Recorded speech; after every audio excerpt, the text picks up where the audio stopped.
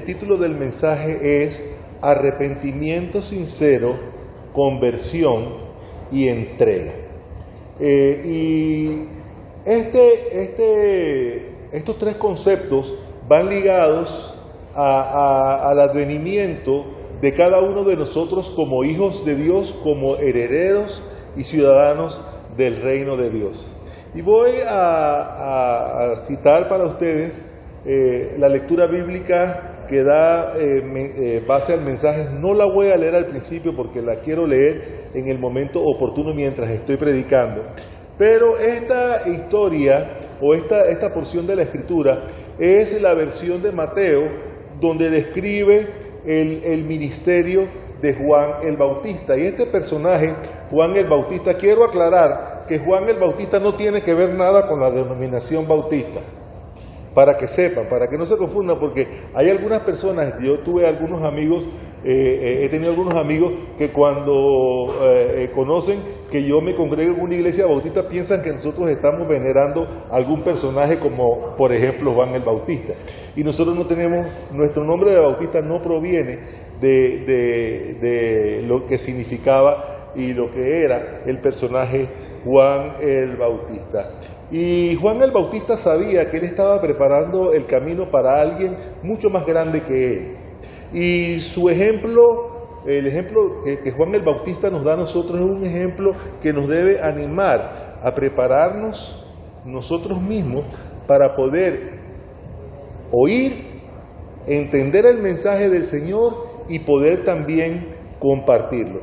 Y fíjense que cuando un jefe de Estado va a visitar una nación como visitante, ¿verdad? Como huésped o invitado para algún evento, siempre estos jefes de gobierno envían a un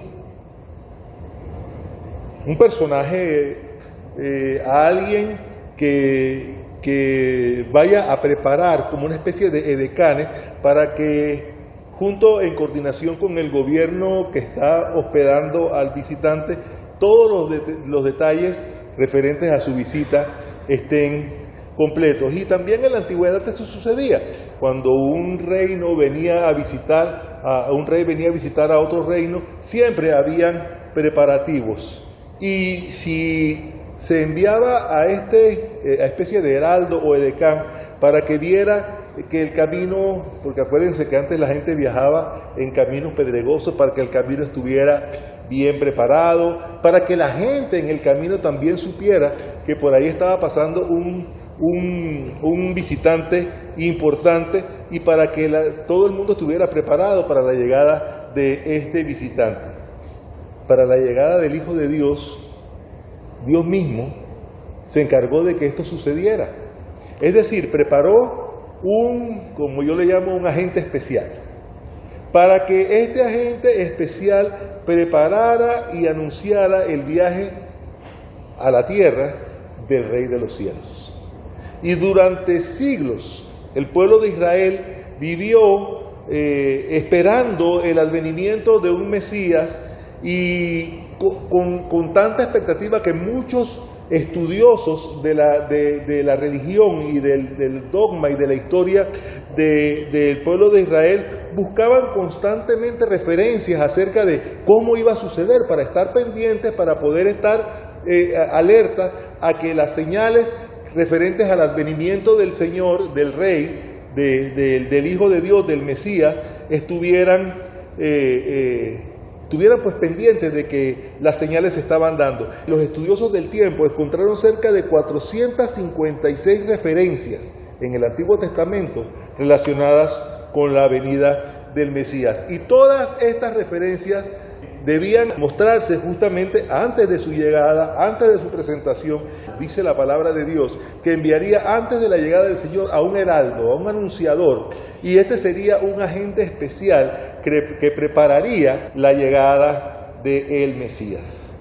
Este agente especial era justamente Juan el Bautista, porque muchas personas se confundieron. Y fíjense que voy a leer esto como una referencia a Malaquías capítulo 3, versículo del 1 al 4, dice: He aquí yo envío mi mensajero, el cual preparará el camino delante de mí.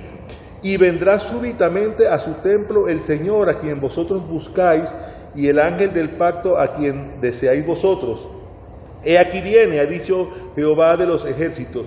¿Y quién podrá soportar el tiempo de su venida? ¿O quién podrá estar en pie cuando Él se manifiesta?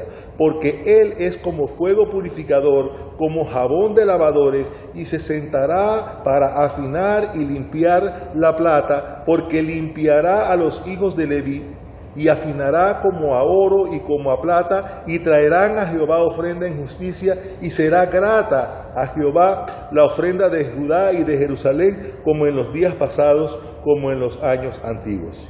Y aquí se encuentra justamente toda una profecía relacionada a este mensajero, a este heraldo que se presentó justamente antes de la venida del Señor. Este mensajero, según el Evangelio de Mateo, en el capítulo 3, los versículos del 1 al 6, tenía un ministerio especial, un ministerio específico.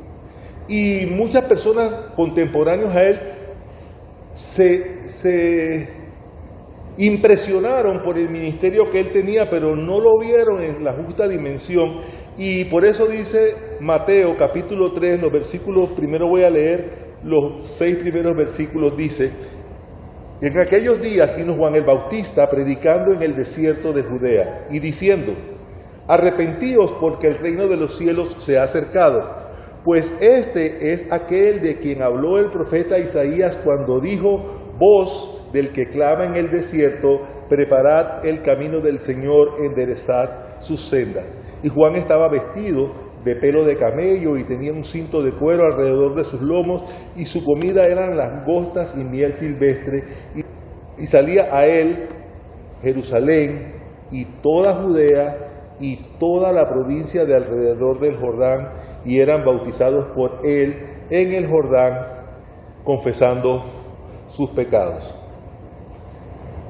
Quiero aclarar que cuando dice aquí que comía langostas, no eran las langostas esas que nosotros nos podemos comer, las grandotas esas, eran langostas, los bichos, eran como grillos. ¿Ves? Porque hay gente que dice, ay, mira, pobrecito, comía langosta. No era la langosta esta que nosotros estamos acostumbrados.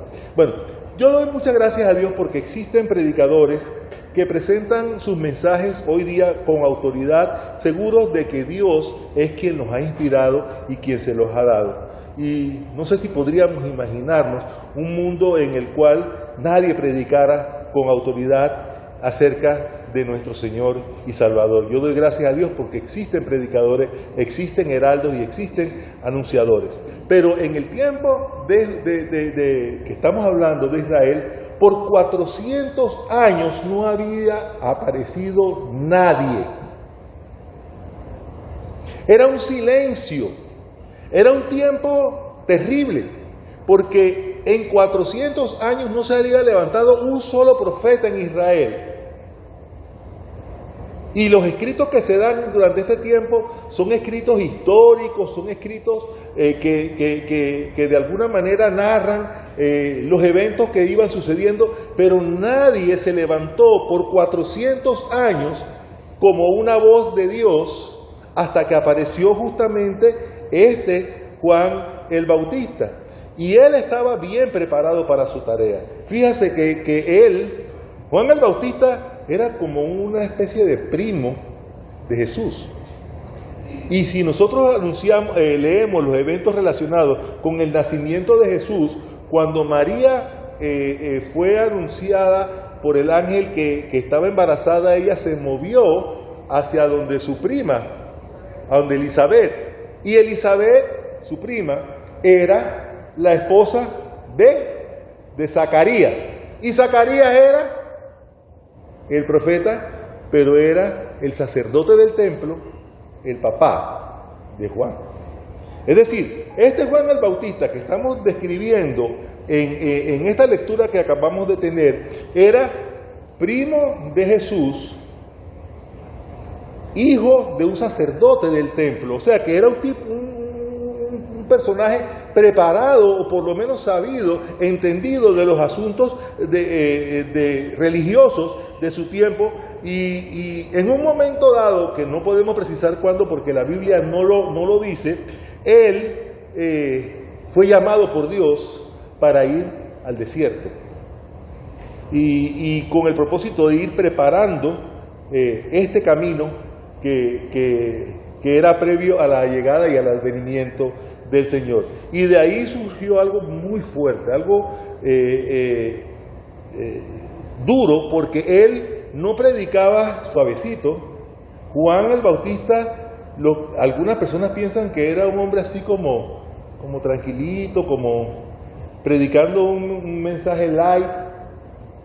No, Juan el Bautista predicaba un mensaje fuerte, un mensaje duro, un mensaje muy claro, y justamente dentro de las cosas que él estaba anunciando era el advenimiento o la llegada del Mesías.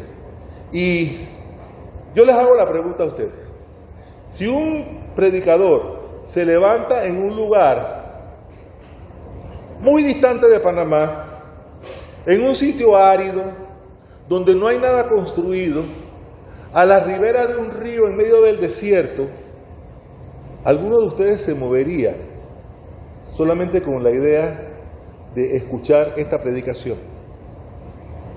Hoy día estamos acostumbrados a movernos a los lugares que sean más cómodos. Voy a hablar de una persona que no voy a decir el nombre por respeto, pero lo he invitado varias veces a la iglesia y me dice que no viene a la iglesia porque es que en la iglesia no hay parking. No, en serio. Me lo han dicho. Y yo estoy enamorándolo, por decirlo en buen panameño, exhortándolo, invitándolo para que venga. Y la última excusa que me dio fue esa. Y ahora imagínense que yo lo estuviera invitando para ir a ver a un predicador loco que está predicando en medio del desierto, vestido con piel de camello, todo espelucado, sin afeitarse, y que encima de eso ni siquiera me va a predicar un mensaje light, ni siquiera me va a predicar un mensaje suave. Me va a decir, como le dijo Juan, víboras. Les va a predicar un mensaje incómodo, bien incómodo, muy fuerte, pero aún así la gente se movilizaba a orillas del Jordán para oírlo predicar. Algo tenía este hombre, algo estaba anunciando a este hombre que, porque imagínense, el versículo 5 dice que salía a él Jerusalén, toda Judea, todas las provincias de alrededor del Jordán. O sea, era un montón de gente que iban a escucharlo. ¿Y qué era entonces lo que llamaba la atención? Definitivamente no era la comodidad, porque era un sitio incómodo. Definitivamente no era ni siquiera la personalidad del predicador, porque era un tipo tosco. Ni siquiera era lo inspirador o lindo o suave del mensaje, porque era un mensaje fuerte. Entonces, ¿por qué la gente se movía a escuchar a este predicador, a este Juan el Bautista?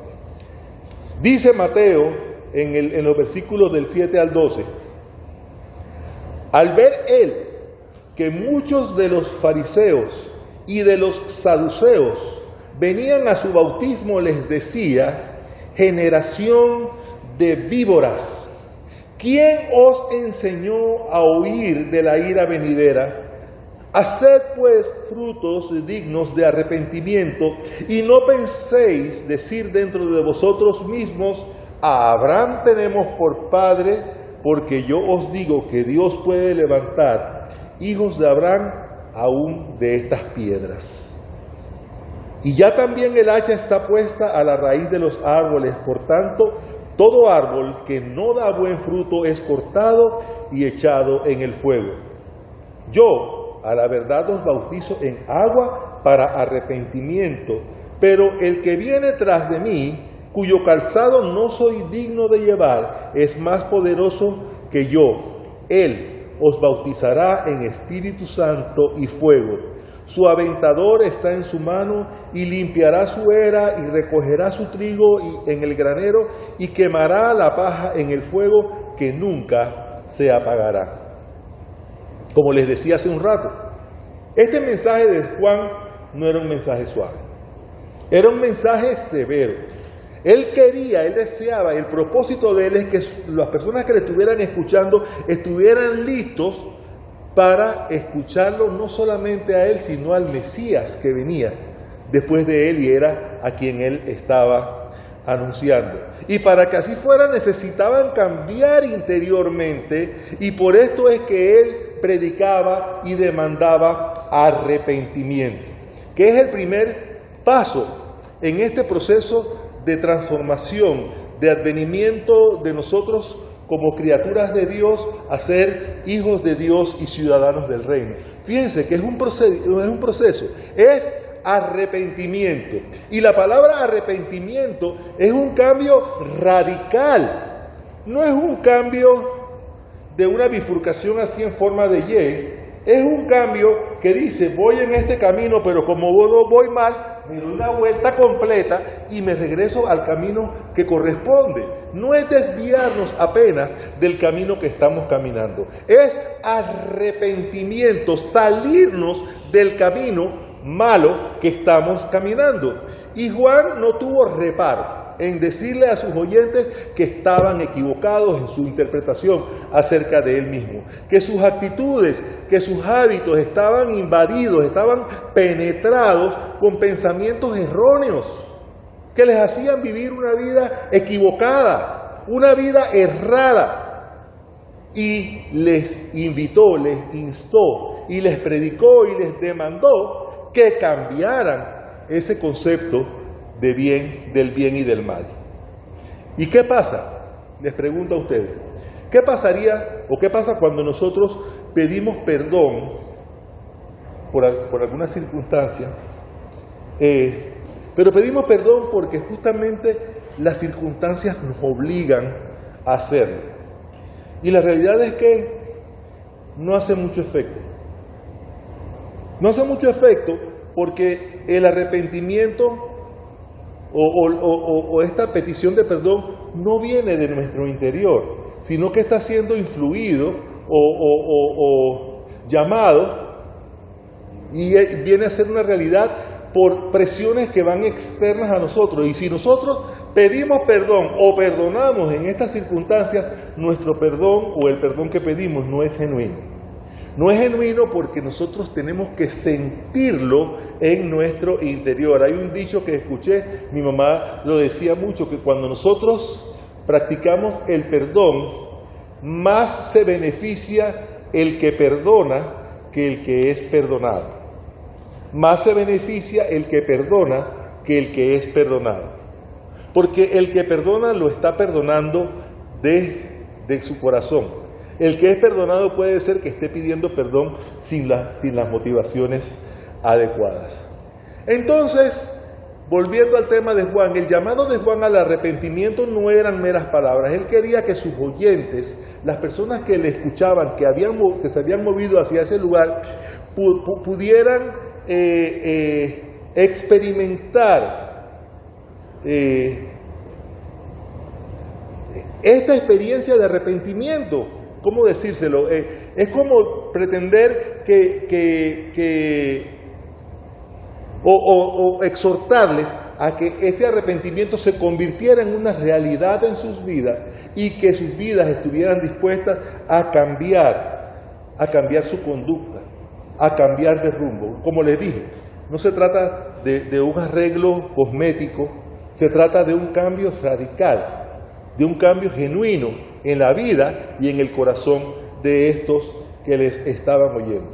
Y entonces, dentro de la multitud de personas que se acercaban a escuchar el mensaje de Juan el Bautista, dice la palabra del Señor que se encontraban muchos saduceos y fariseos que de hecho fueron bautizados por Juan. Pero Juan, por alguna razón, sentía que su arrepentimiento no era genuino. Y como les dije, se sumaban multitudes, pero se acercaban por curiosidad o porque querían figurar. Juan se había convertido en un personaje famoso y se pretendían quizás figurar y dijeran, mira, es que lo vimos allá, escuchando al profeta Juan. La realidad es que yo no lo sé, yo no he encontrado ninguna cita, de pronto estoy especulando un poco, pero yo entiendo que Juan de alguna manera sí que percibió esta falta de sinceridad por parte de ellos. Solamente con el hecho de llamarles como les llamó, generación de víboras. Y él les preguntó, ¿quién los enseñó a huir de la ira venidera? Y de pronto esto nos sugiere que estaban en peligro de esta ira que pronto se habría de manifestar. Y ellos eran muy religiosos y pretendían estar preparados para la venida del Señor, pero en realidad no sentían la necesidad del arrepentimiento. Pensaban que como eran descendientes de Abraham, podían automáticamente convertirse en ciudadanos del reino. Yo no sé si ustedes conocen a alguien, yo me he encontrado con mucha gente, y perdonen que lo mencione en este momento, pero mi esposa, y ustedes los que la conocieron saben a qué me refiero, ella era una mujer muy devota, muy creyente, con una fe envidiable, pero como don Pedro, mi suegro, era un hombre bien creyente también, ella decía, bueno papi, no te preocupes, que si yo me estoy quedando, yo me agarro del pie tuyo y me voy contigo para el cielo.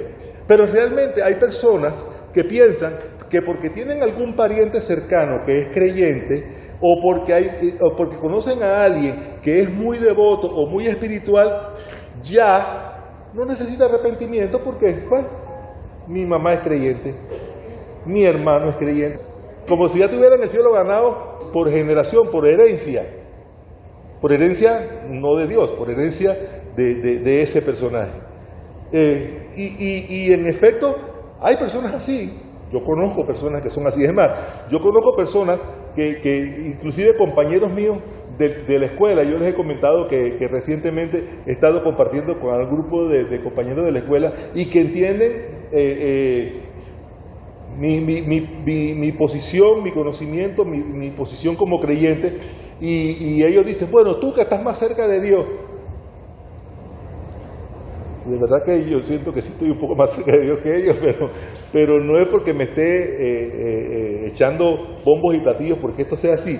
Pero realmente hay personas así. Pero Juan insistía y seguía insistiendo que el arrepentimiento es un asunto individual y debe ser algo real en la vida. Un momento de emoción, unas lágrimas derramadas, pueden hacer pensar que ya tienen su vida arreglada con Dios, pero no necesariamente es así. Porque no se trata de algo emocional, se trata de algo interno, de algo real, de algo necesario en la vida de cada una de estas personas. En otras palabras, Juan les decía, no se engañen ustedes mismos, porque no se pueden engañar ustedes mismos ni van a poder engañar a Dios. Si realmente están arrepentidos, entonces demuéstrenselo al mundo por medio de sus acciones, por medio de la actitud de sus corazones.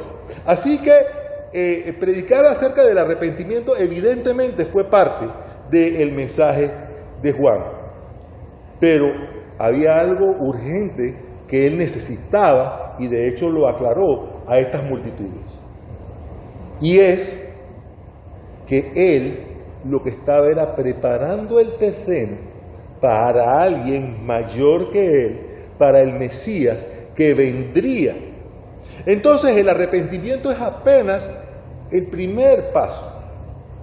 Cuando vemos el tema central de Juan en los versículos 11 y 12 podemos ver que dice yo a la verdad os bautizo en agua para arrepentimiento, pero el que viene tras de mí, cuyo calzado no soy digno de llevar, es más poderoso que yo, y él os bautizará en Espíritu Santo y fuego, y su aventador está en su mano, y limpiará su era, y recogerá su trigo en el granero, y quemará la paja en el fuego que nunca se apagará. Así que Juan, en esta porción podemos ver claramente que declaró que el Mesías, a quien él estaba anunciando, a quien él estaba precediendo, era evidentemente muy superior a él mismo. Pero era algo urgente, era algo importante que él lo aclarara. Y fíjense que él dice que era tan superior a él que él ni siquiera era digno, era merecedor ni siquiera de desatar el calzado de sus pies. ¿Y ustedes saben quiénes eran los encargados de desatar el calzado de los pies de alguien? Eran los esclavos. Si yo tenía un esclavo, ese esclavo una de sus funciones era desatarme el calzado de los pies. Y Juan, con toda su estatura espiritual, con todo el mensaje y el impacto que tuvo en la sociedad, él mismo declara que no era merecedor ni siquiera de desatar el calzado del Señor, pensando que esa tarea era para esclavos. Pero con Jesús, con el Mesías que él anunciaba, todo era distinto. Era diferente, y es lo que nos lleva al siguiente paso, y quizás con esto voy a ir terminando, porque el bautismo que anunciaba Juan era un bautismo físico, como una reacción, como un testimonio del arrepentimiento. Pero el bautismo de Jesús, eso era otra cosa. Él lo declara. Él lo acaba de declarar. El bautismo de Jesús sería como un fuego purificador, poderoso en el poder del Espíritu Santo. Y les hago una pregunta. ¿Esto no lo sienten ustedes que es algo maravilloso? Es algo extraordinario. Porque Cristo no se limita a demandar arrepentimiento. Que a veces el arrepentimiento hay personas que lo confunden con el remordimiento. Son dos cosas diferentes. Yo hago algo, me remuerde la conciencia porque no lo hice bien, pero no me arrepiento de lo que estoy haciendo. No, en el caso del Señor, Cristo no se limita a demandar arrepentimiento, sino que Él promete, como Juan lo declara, un poder especial para que nosotros realicemos este cambio dentro de nosotros mismos. El bautismo de Jesús es un bautismo interior. Es un cambio radical en el espíritu de cada persona. Y toda su actitud de las personas que son impactadas de esta manera, hacia Dios, hacia la iglesia, hacia la religión, hacia el comportamiento, hacia nuestra vida del día a día, todo cambia. Porque Él entrega su vida para que Dios la utilice para cumplir su obra en este mundo. Y ahí es donde yo digo que es el siguiente proceso. Después del arrepentimiento, entonces viene la invitación de recibir al Señor para que sea Él, a través del bautismo del Espíritu Santo, tal y como lo declara Juan aquí, nos invite a cambiar, a caminar conforme a lo que Dios quiere y al propósito de Dios y a la misión que Dios nos tiene en este mundo. Y entonces viene el siguiente punto. Después del arrepentimiento, después de la conversión, tiene que venir un tercer paso. Yo conozco muchos cristianos arrepentidos y convertidos y que no han entregado, en cuanto a la entrega, a su esfuerzo de cada día, sus vidas a Dios. Porque la entrega es un siguiente paso. Es reconocerlo a Él, no solamente como el que pagó el precio por mis pecados y que por mi fe en Él, mi nombre está escrito en el libro de la vida, sino entregarme a Él de tal manera que lo reconozco como mi Dios y mi Señor. Y a veces esta palabra de Señor, nosotros en nuestro contexto no la comprendemos bien porque ya el periodo del señorío y de los reinos feudales, eso ya pasó, eso ya no existe. Pero cuando nosotros entendemos el concepto de Señor, el Señor de aquellos tiempos era como el dueño de las personas. Y si nosotros reconocemos que el Señor, nos arrepentimos de nuestras acciones, nos convertimos al Señor y el Señor nos prepara para servirle, entonces lo que el Señor espera es que nosotros hagamos un voto de entrega, reconociéndole a Él como Señor. Y Dios sabe, porque Dios es Dios, Dios sabe quiénes son los que se acercan a Él con verdadero arrepentimiento.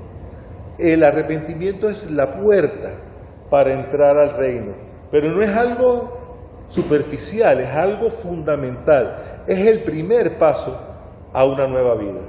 El segundo paso es la conversión. Y el tercer paso es la entrega.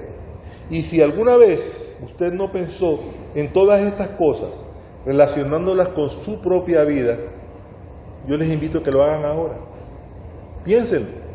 No estoy invitándolos de pronto al arrepentimiento. Si hace falta, sí los invito al arrepentimiento.